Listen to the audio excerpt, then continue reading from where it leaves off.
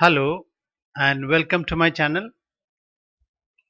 Uh, Today we will discuss about the importance of variables in Java program. How important are the variables in the program that we write? The first thing is that we should understand what is a variable. So variable is a named memory location where a data is stored.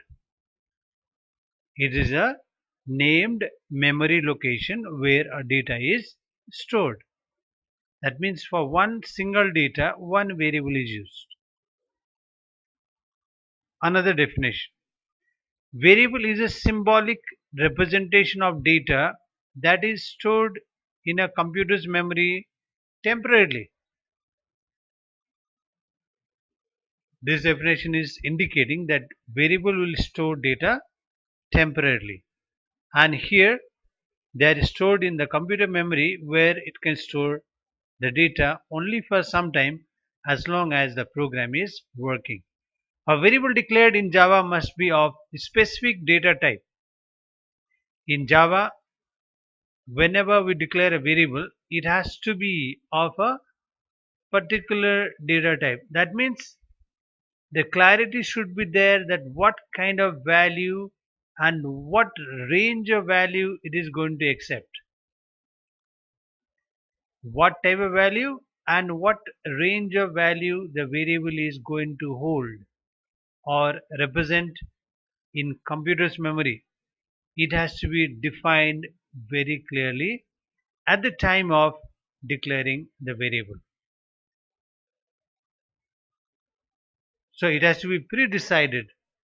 A variable data type has to be pre-decided according to the kind of work that the variable is going to perform in the process of calculation or in a program. In a program. Now, broadly divided, there are two types of data types. The first one is called primitive data type, which consists of 8 data types from the lowest range of value to the maximum or highest range of values. So the first one, let's talk about the numericals. First one is byte, then short, then int, then long, then float, and then double. Now these all are numerical data types which are going to represent the numbers in different range values. Byte, short, int, long are meant for whole numbers. Float and double are meant for fractional numbers or real numbers. Then other two are character, which represents a single letter, single alphabet, single digit enclosed within a single quote, a pair of single quote. Next one is Boolean. So Boolean will represent either true or false, 1 or 0. The next data type is called composite data type. Composite means mixture of more than one data type. And here the first one is string. First data type of composite type is called string because string is composed of multiple characters. That is why it is called as string. Array and functions and object that we create. String, array, functions and object that we create, all these are called composite data types. So Java is a data specific programming language. That is why data type is compulsory and very important to define whenever we declare a variable. So being clear with what kind of value the variable is going to hold, what range of value the variable is going to hold, it has to be clearly defined at the time of creating a variable. Now, different forms of variable. Yes, variables are not one type. The variables are of different types. Rather, we can say that they are of variable is variable after all, but they according to their role, according to their importance, according to the place where they are created, they have been given different names. Number one, global variable or class variable. This is called global variable or class variable because a variable declared for the class, for the whole class, for the entire class, all the objects of the class is called global variable because that variable will play a very important role in all the functions, all the methods, all the objects that are created inside a class. It will carry the value for all the functions for continuing its work, continuing the functioning of all the objects. So it is visible to all the objects without any difficulty. Number two is local variable. The variable declared within a block is visible only to that block. It cannot go outside that block. Yes, inside the block again further some more sub blocks are created. It can be visible, but it will be limited within the block where it is created. Boundary has been set. It will not be visible outside the boundary. Number three, parameter variables. The variables declared in a parameter list of function signature are called parameter variable because they are meant only for carrying the value from outside from the user and pass it onto the local variable or the class variable just one time. And once the value is passed on, the work of parameter variable is over.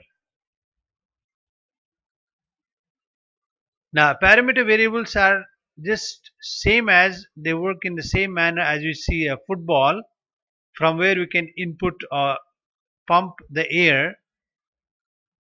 There's only one place to pump the air, isn't it? The same manner, only the parameter variable is the place or the variables through which we can put the value from outside to a function, to a program, to a constructor to initiate the work, to start the work. So parameter variable, as long as it's not taking the value and transferring it, the function will not work. The program will not proceed. It will take the value. As soon as it will take value, transfer inside the function, the body, the program will start working. Number four, instance variable.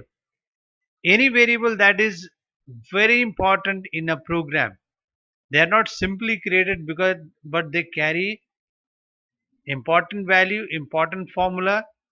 They play a very important role in program. They are called instance variables.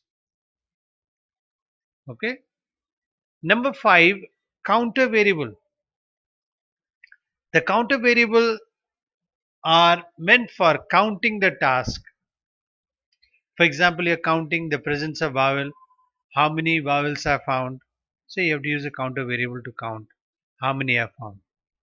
Or you are going to create an array program to search how many times a particular word is occurring in the entire array, in all the sentences, in all the strings.